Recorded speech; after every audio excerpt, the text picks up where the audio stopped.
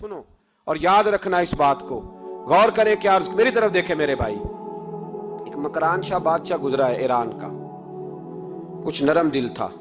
वो ना सैर करने निकला, दरमियान में पुल आता था, एक दरिया था, उसका पुल था, और पुल के उस पार जंगल था, सब्जा था, सैरगाहें बनी हुई थी। बादशाह वहां 2-4 दिन रहने का इरादा किया। जब बादशाह वहां पहुंचता है ना मकरान शाह, तो उसने देखा कि वहां 2-3 दिन क़याम करना है, झील है, सैरगाह है, वहां उसने रुकने का प्रोग्राम बना लिया। बादशाह तो अलहदा उसके लिए रिहाइश थी, सिपाही अलहदा रहते थे। यहां तो लोग कहते हैं ना, वो पुलिस को डांटते हैं, पुलिस को पूछते हैं, ओ भाई पुलिस तो तुम्हारे मतहत होती है, पुलिस तो समझ गई है कि तुम किस तरह उनसे काम लेते हो, उनको तो तुम अपने तहत रखते हो। पुलिस वाले अलहदा रहते थे, उसके साथ जो सिपाही गए हुए थे, गनमैन गए हुए थे। मकरान शाह सैर सपाटे पे रहता था। एक बूढ़ी औरत थी, उसकी एक गाय थी, वो जंगल के अंदर बूढ़ी रहती थी, गाय उसकी वहां चरती रहती थी। शाम को वो गाय घर लौटती, बूढ़ी दूध पी के सो जाती। सिपाही उस बूढ़ी के पास आए, कहने लगे तेरी गाय बड़ी सेहतमंद है, हमारे हाथ बेच दे। बूढ़ी ने कहा मेरे बुढ़ापे का सहारा है, उसका दूध पी के मैं जिंदा हूं, बेचूंगी नहीं। वही वाला काम जो हमारे मुल्क में होता है कि कीमत के साथ जमीन देनी है कि मुफ्त देनी है। जब बड़े आदमी को पसंद आ जाती है तो कहते हैं मोल देनी है कि मुफ्त देनी है, तो देनी पड़ती है, गरीब है, क्या करें, मजबूर है, मजलूम है।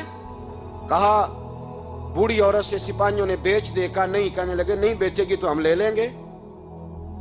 उस औरत की गाय जबरदस्ती सिपाही ज़िबा करके खा गए।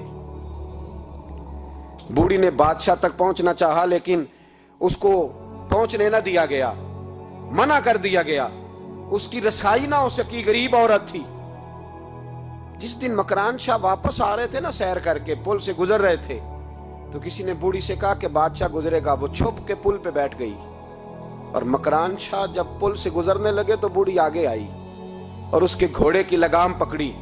ऐसा जुमला कहा कि मकरान शाह चकरा के जमीन पे गिरा, और बूढ़ी कहने लगी मकरान शाह तेरे सिपाही मेरी गाय ज़िबा करके खा गए हैं, तू बता उसका हिसाब इस पुल पे खड़े होके देना कि पुल सिरात पे देना है। बता यहां खड़े होके देगा कि वहां खड़े होके देगा, बोल। अरबाबे इक्तदार, हुकूमत के वानों में बैठने वालों, बताओ ज़ैनब का हिसाब कसूर के चौक में खड़े होके दोगे कि मैदान महशर के चौक में खड़े होके दोगे? बताओ कहां हिसाब देना है, यहां देना है कि वहां देना है? हिसाब तो बहरहाल तुम्हें देना है। इस कौम को उसका हिसाब तो, ज़ैनब का हिसाब तो देना है, देना पड़ेगा, दिया जाएगा, पूछा जाएगा। बताओ यहां देना है कि वहां देना है? देना तो पड़ेगा।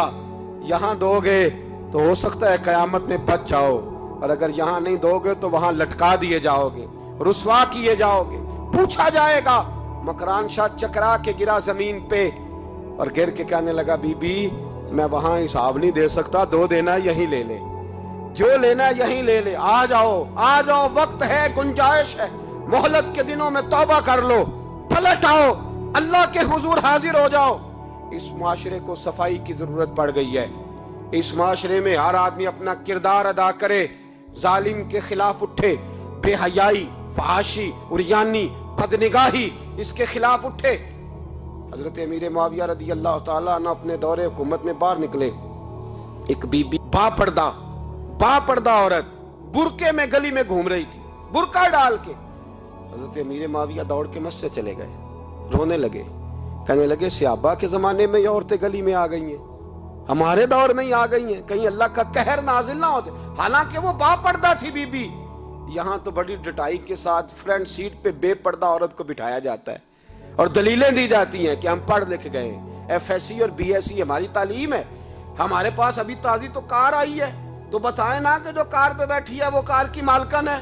यहाँ तो हर चीज खोल के बयान करना लोगों ने अपने लिए जरूरी समझ लिया है, अपने कल्चर का हिस्सा बना लिया है। खुदारा फाशी के खिलाफ, बेहयाई के खिलाफ, उरियानी के खिलाफ उठो और इस पुल को बांधो। जब तक फाशी रहेगी, उरियानी रहेगी। पाकिस्तान में 10 के करीब बच्चों के साथ रोज ज्यादती होती है। यह आपके कौमी अखबारात की आज सुबह की रिपोर्ट है। ये तो वो चीजें हैं जो खुल के बाहर आ गई, और इसके अलावा जो बेहयाई के अड्डे खुले हुए हैं, न जाने उनकी तादाद कितनी, किस कदर ज्यादा ظلم ہو رہا ہے۔ میرے رسول پاک صلی اللہ تعالی وسلم نے فرمایا جب کوئی زنا کرتا ہے تو ایمان اس کے سینے سے نکل جاتا ہے اس کے سینے سے۔ آنکھوں پر پردہ ہونا چاہیے، کانوں پر پردہ ہونا۔ اور اگر زینب کے قتل کے بعد بھی کسی کے موبائل میں گندی تصویر ہے اور اس کے قتل کے بعد بھی بے حیائی کے گانے اس کے موبائل میں ہیں تو پھر وہ رسم کے آنسو نہ بہائے، پھر وہ صرف 2 منٹ کے لیے آگے بڑھ کے مرثیہ خانہ بنے، وہ پھر شاعر اور ادیب بننے کی کوشش نہ کرے، وہ پھر اپنے حصے کا جملہ لگا کر اپنے آپ کو فیس بک پہ ایکٹیو رکھنے کا تماشا نہ کرے۔ کیا مطلب ہوا ان چیزوں کا؟ اگر ابھی بھی برائی کے خلاف نہیں اٹھنا، بے حیائی اور فحاشی کے خلاف نہیں اٹھنا، میرے عزیزو آخری بات سننا اور اس کو ہمیشہ یاد رکھنا۔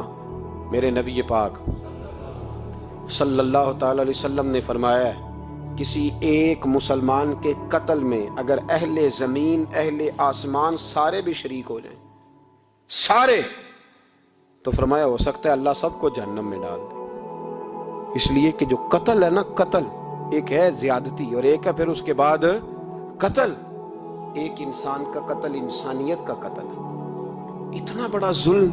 اور یہاں تو اب قتل کی خبر آ جائے نا اخبار پہ تو اتنی دلچسپی والی رہتی نہیں، اتنے لوگ قتل ہو گئے کوئی حرج نہیں۔ یہ تو ہمارے ہاں تو کسی سیاستدان کی شادی کی خبر آئے گی تو وہ دلچسپی والی ہوگی، اس پر تبصرے ہوں گے، کمنٹس ہوں گے، ایک بندہ مر گیا ٹھیک ہے، غریب آدمی تھا، قتل ہو گیا، جان چھوٹی، معاذ اللہ، اس پہ کون توجہ کرتا ہے؟ یہاں تو ان کے میلے چھیلے تماشوں پر لوگ تبصرے کرتے ہیں، یہ جو کوئی نئی ایکٹنگ کر کے دکھاتے ہیں اس پر ہماری توجہ جاتی ہے۔ اتنی عورتوں نے خودکشی کر لی اس لیے کہ شام کو کھانا نہیں تھا، بچوں سمیت دریا میں کود گئی، یہ ہوتا رہتا ہے، اس کی خیر ہے، معاذ اللہ، یہ تو سارے زمانے میں۔